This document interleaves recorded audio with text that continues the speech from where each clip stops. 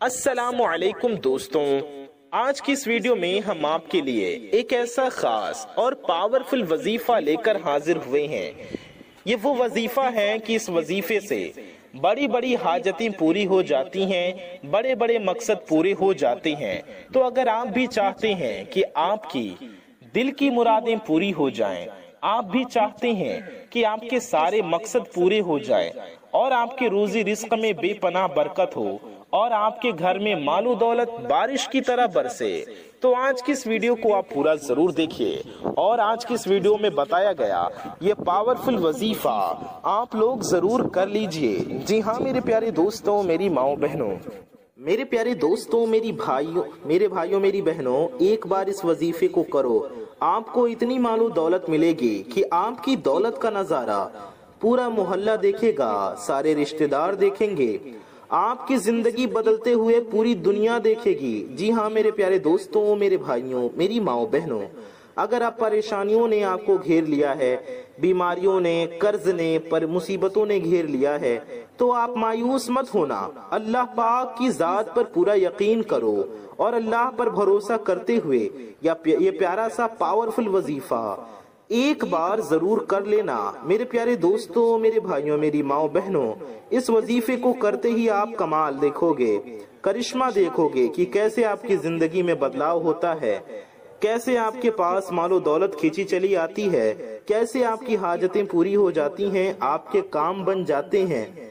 میرے پیارے دوستوں، میری ماؤں بہنوں، دولت پیسہ تو کچھ بھی نہیں، آپ ایک بار یہ وظیفہ کرو، آپ دیکھیں گے کہ آپ کو غیب سے مال و دولت آئے گی، آپ کو غیب سے پیسے ملیں گے۔ دولت کو آتے ہوئے آپ خود اپنی آنکھوں سے دیکھ لینا۔ دولت اگر آپ کو اس وظیفے کو کرنے کے بعد نہ ملے تو میرا گریبان پکڑ لینا اور پھر کہنا کہ تم نے یہ وظیفہ صحیح نہیں بتایا، ہم نے تمہارے وظیفے کو کیا لیکن ہمیں فائدہ نہیں ہوا۔ میرے پیارے دوستوں، میری ماں بہنوں، قرآن پاک کا وظیفہ آج میں آپ کو بتا رہا ہوں۔ اللہ پر یقین رکھ کر اس قرآنی وظیفے کو کیجئے اور پھر کمالات اپنی آنکھوں سے دیکھیے۔ اگر آپ کی مرادیں پوری نہ ہو جائیں، آپ کو خوشیاں نہ ملیں تو میرا گریبان پکڑ لینا۔ میرے پیارے دوستوں، میری ماں بہنوں، کسی بھی دن، کسی بھی وقت آپ اس ویڈیو کو دیکھ رہی ہیں، اس ویڈیو کو ابھی پورا ضرور دیکھ کر جائیے گا، کیونکہ اس ویڈیو کو دیکھنے کے بعد انشاءاللہ آپ کی زندگی بدل جائے گی۔ آپ یقین کریں کہ آپ کے پاس دولت رکھنے کی جگہ کم پڑ جائے گی، لیکن میرے پیارے دوستوں، میری ماؤں بہنوں، دولت آنی بند نہیں ہوگی۔ دولت اتنی تیزی سے آئے گی اور چاروں طرف سے آئے گی، ہر طرف سے آپ کو غیب سے مال و دولت ملنا شروع ہو جائیں گی۔ اس عمل کو جو بھی کرے گا اسے ضرور فائدہ ہوگا۔ جو ہمارے بھائی بہن پریشان ہیں اور کہتے ہیں کہ ہماری حاجت پوری نہیں ہوتی، ہماری خواہشیں پوری نہیں ہوتی، ہماری جیب خالی ہو چکی ہے، ہمارے گھر خالی ہو چکے ہیں، ہم کنگال ہو چکے ہیں، ہمارے پاس پیسے نہیں ہیں، ہمارے پاس دولت نہیں ہے، ہمیں کوئی ایسا وظیفہ بتا دیں جس سے ہماری حاجتیں پوری ہو جائیں، ہماری مرادیں پوری ہو جائیں، ہم بالکل کنگال ہو چکے ہیں، ہمارے گھروں میں فاقے ہیں، پریشانیاں ہیں، بیماریاں ہیں، تنگ دستیاں ہیں، تو میرے پیارے دوستوں، میری ماں بہنوں، اس وظیفے کو آپ ضرور کر لیجئے۔ آپ کو اتنا فائدہ ہوگا کہ آپ ہاتھ اٹھا کر انشاءاللہ مجھے دعائیں دیں گے۔ جی ہاں میرے پیارے دوستوں، میری ماں بہنوں، آئیے جانتے ہیں اس وظیفے کو کرنے کا طریقہ کیا ہے۔ میرے پیارے دوستوں، میری ماں بہنوں، یہ وظیفہ بہت آسان ہے۔ اس وظیفے کو آپ کو صرف سن لینا ہے۔ جی ہاں میرے پیارے دوستوں، آپ کو یہ وظیفہ پڑھنا نہیں ہے بلکہ صرف سن لینا ہے۔ جی ہاں، چلتے پھرتے اٹھتے بیٹھتے کسی بھی دن، کسی بھی وقت آپ یہ وظیفہ سن سکتے ہیں۔ آپ کو یہ وظیفہ سننے کے لیے کہیں جانا بھی نہیں ہے، بلکہ آج کی اسی ویڈیو کے اندر ہم آپ کو یہ پیارا سا پاورفل وظیفہ خود پڑھ کر سنائیں گے انشاءاللہ۔ تو آپ کسی بھی دن اور کسی بھی وقت اس ویڈیو کو دیکھ رہے ہوں، اب آپ کو اس ویڈیو کو پورا دیکھ کر ہی جانا ہے، اس ویڈیو کو چھوڑ کر ہرگز نہ جائیں، بلکہ اسی ویڈیو میں یہ وظیفہ پورا ضرور سن لیں۔ آپ کھانا کھا رہے ہوں، پانی پی رہے ہوں، یا اپنا کچھ کام کر رہے ہوں، کھانا پکا رہے ہوں، جو بھی کر رہے ہوں، اس وظیفے کو آپ چلا دیں اور پورا سن لیں۔ اور اگر سن نہیں سکتے تو صرف اپنے گھر میں، اپنے مکان میں، یا آپ جہاں رہتے ہوں وہاں یا اپنی دکان میں اس وظیفے کو چلا دیں اور پھر آپ خود اس کی برکتیں دیکھیں گے، تب بھی انشاءاللہ آپ کو فائدہ ہوگا۔ اور اگر اپنے دل میں اپنی حاجتوں کو لے کر اس وظیفے کو سنیں گے تو انشاءاللہ تعالی آپ کی وہ حاجتیں، آپ کی وہ مرادیں اللہ پاک نے چاہا تو ضرور پوری ہوں گی۔ اگر آپ کے گھر میں کوئی بیمار ہیں تو انہیں یہ وظیفہ ضرور سنائیے۔ انشاءاللہ اس وظیفے کو سننے سے آپ خود دیکھیں گے کہ کیسے انہیں فائدہ ہوتا ہے۔ اللہ پاک نے چاہا تو انشاءاللہ شفایابی نصیب ہوگی۔ آپ چاہے جمعے کے دن دیکھ رہے ہوں، جمعرات کے دن، شنیچر، اتوار، سوموار، منگل، بدھ، کسی بھی دن اس ویڈیو کو دیکھ رہی ہوں، اس ویڈیو کو پورا ضرور دیکھ کر جائیں۔ آپ اس وظیفے کو بنا وضو کے بھی کر سکتے ہیں۔ جی ہاں، آپ اسی ناپاکی کی حالت میں بھی آپ اس وظیفے کو سن سکتے ہیں، بنا وضو کے بھی سن سکتے ہیں۔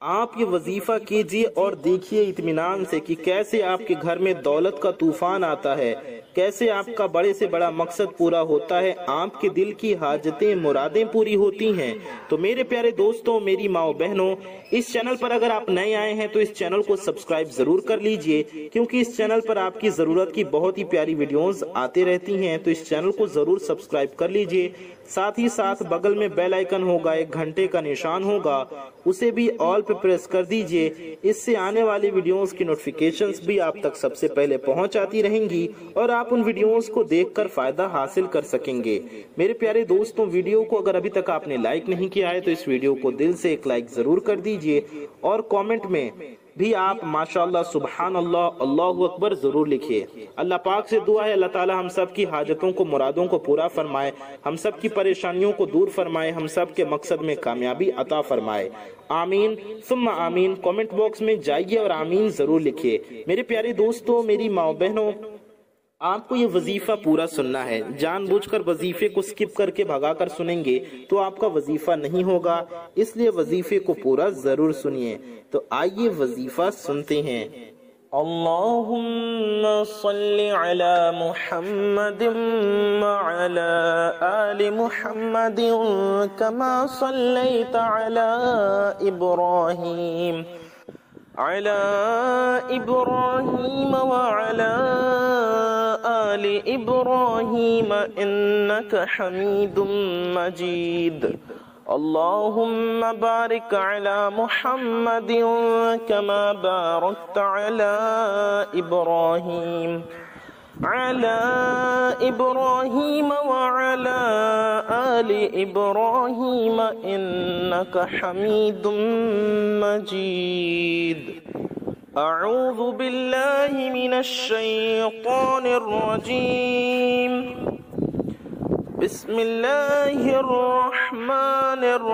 الرحيم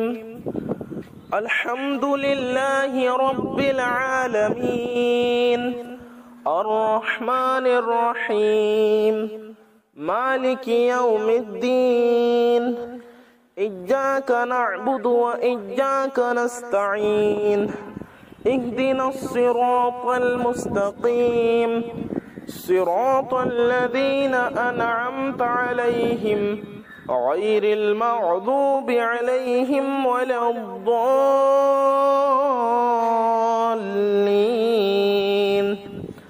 آمين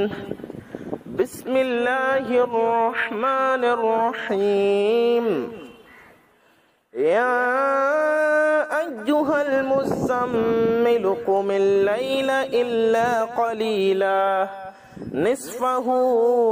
أو انقص منه قليلا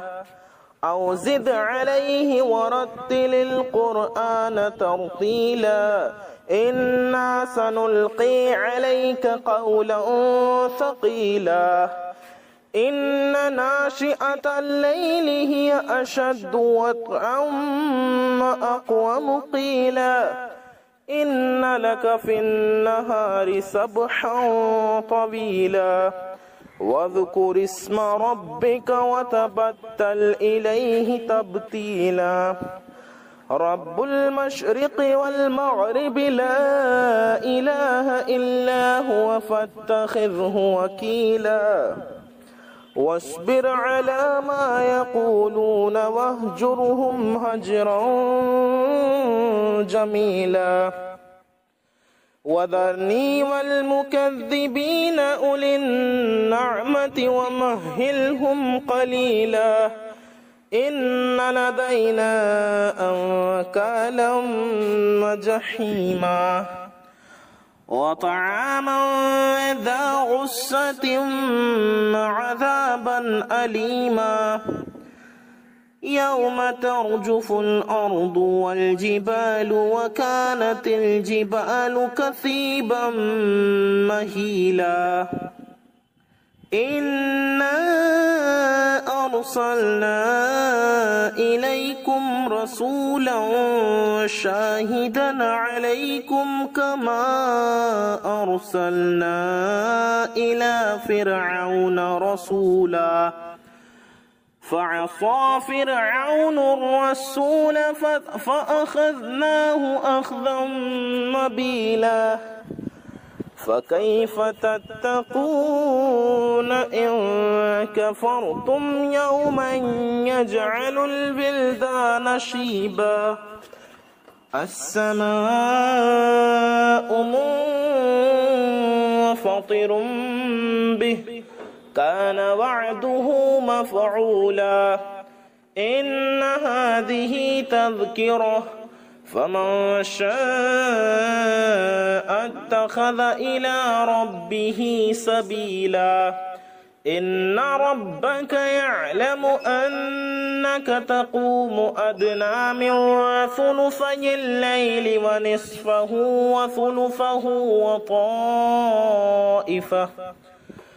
وثلثه وطائفة من الذين معك والله يقدر الليل والنهار علم أن لن تحصوه فتاب عليكم فاقرؤوا ما تيسر من القرآن علم أن سيكون منكم مرضى وآخرون يضربون في الأرض يبتغون من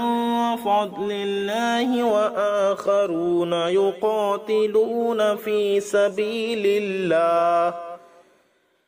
يقاتلون في سبيل الله فاقرؤوا ما تيسر منه وأقيموا الصلاة وآتوا الزكاة وأقرضوا الله قرضا حسنا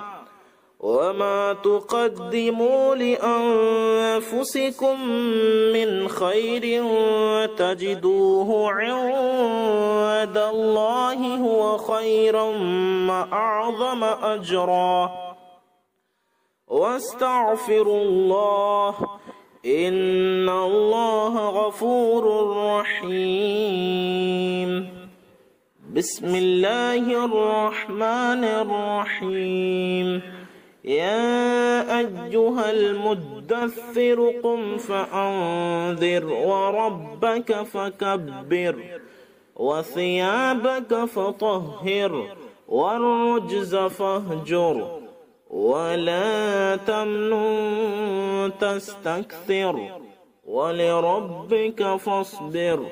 فإذا نقر في الناقور فذلك يومئذ يوم عسير على الكافرين غير يسير ذرني ومن خلقت وحيدا وجعلت له مالا ممدودا وبنين شهودا ومهدت له تمهيدا ثم يطعم أن أزيد كلا إنه كان لآياتنا عنيدا سأرهقه صعودا إنه فكر وقدر فقتل كيف قدر ثم قتل كيف قدر ثم نظر ثم عبس وبصر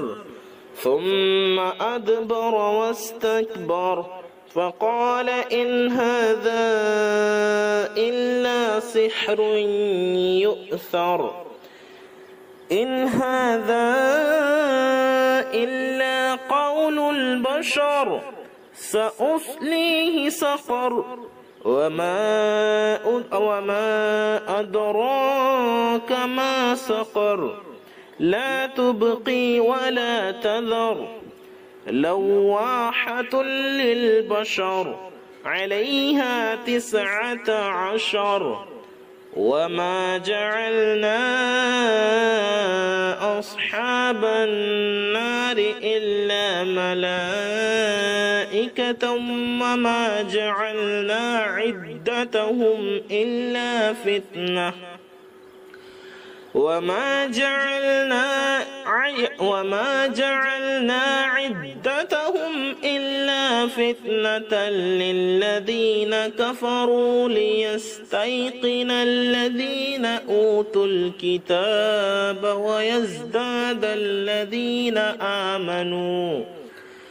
ويزداد الذين آمنوا إيمانا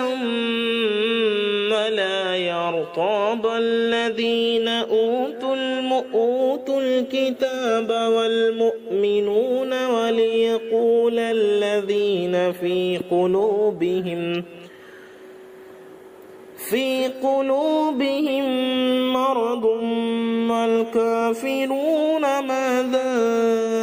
أراد الله بهذا مثلا كذلك يضل الله من يشاء ويهدي من يشاء وما يعلم جنود ربك إلا هو وما هي إلا ذكرى للبشر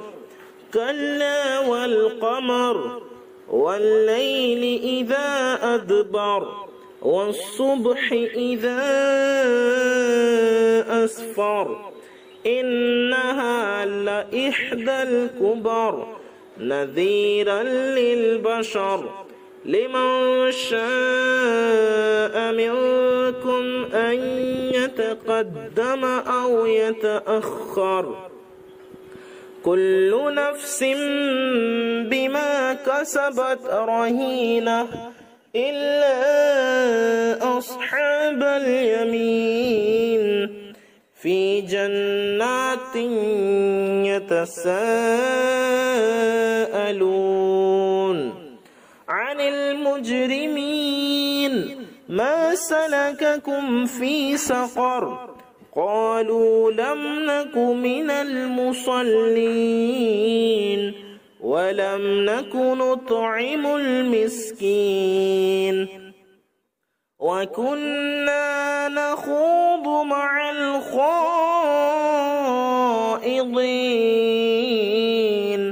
وكنا نكذب بيوم الدين حتى أتانا اليقين فما تنفعهم شفاعة الشافعين فما لهم عن التذكرة معرضين كأنهم حمر مستنفرة قرت من قسورة بل يريد كل امرئ منهم أن يؤتى صحفا منشرة كلا بل لا يخافون الآخرة كلا إنه تذكرة فمن شاء ذكره وما يذكرون إلا أن يشاء الله هو أهل التقوى وأهل المغفرة بسم الله الرحمن الرحيم والمرسلات عرفا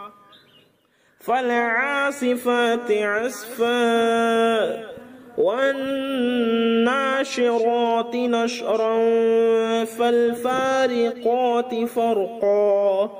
فالملقيات ذكرا عذرا أو نذرا إنما توعدون لواقع فإذا النجوم طمست وإذا السماء فرجت وإذا الجبال نسفت وإذا الرسل أقتت لأي يوم أجلت ليوم الفصل وما أدراك ما يوم الفصل ويل يومئذ للمكذبين ألم نهلك الأولين ثم نتبعهم الآخرين كذلك نفعل بالمجرمين ويل يومئذ للمكذبين ألم نخلقكم من ماء مهين فجعلناه في قرار مكين إلى قدر معلوم فقدرنا فنعم القادرون ويل يومئذ للمكذبين ألم نجعل الأرض كفافا أحياء أمواتا وجعلنا فيها رواسي شامخات أسقيناكم ماء فراتا ويل يومئذ للمكذبين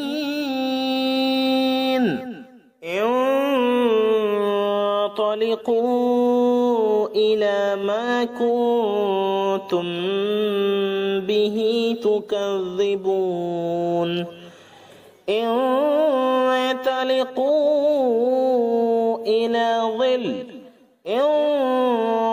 انطلقوا إلى ظل وذي 3 شعب لا ظليل ولا يغني من اللهب إنها ترمي بشرر كالقصر كأنه جمالة صفر ويل يومئذ للمكذبين هذا يوم لا ينطقون ولا يؤذن لهم فيعتذرون ويل يومئذ للمكذبين هذا يوم الفصل جمعناكم والأولين فإن كان لكم كيد فكيدون ويل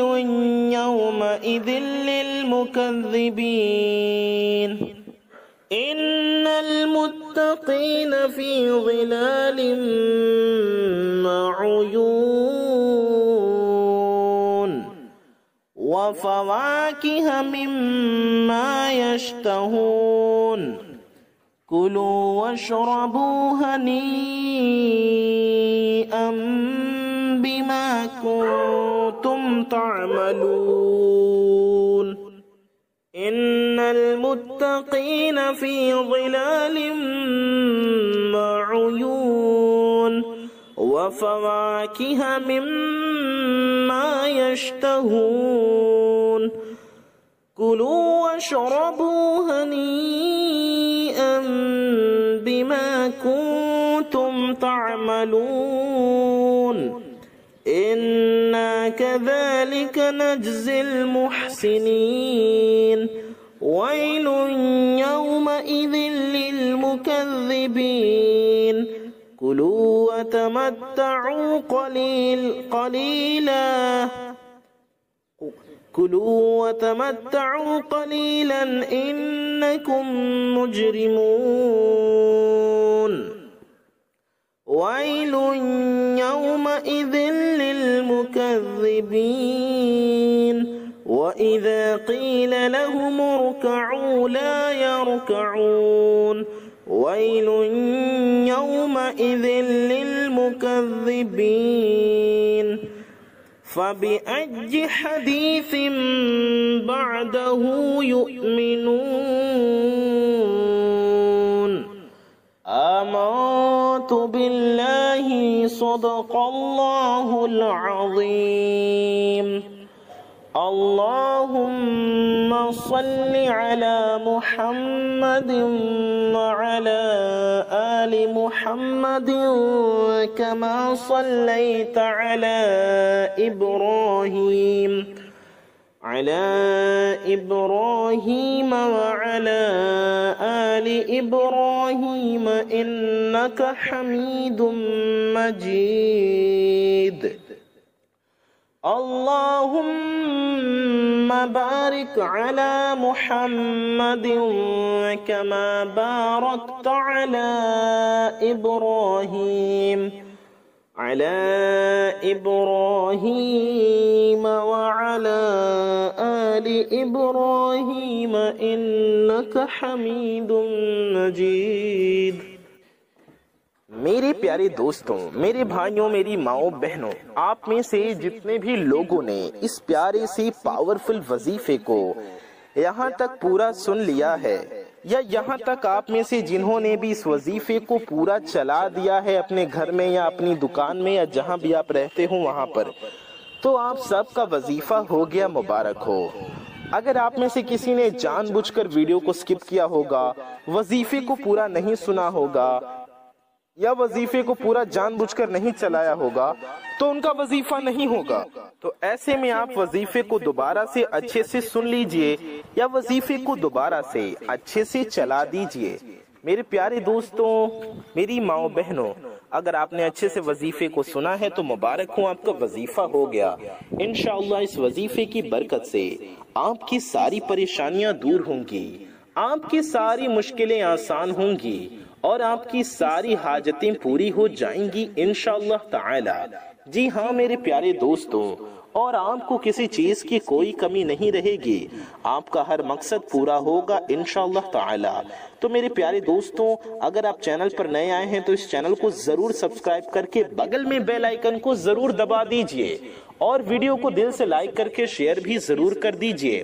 اپنا اور اپنے چاہنے والوں کا بہت زیادہ خیال رکھیے۔ دعاؤں کی گزارش، السلام علیکم۔ اللہ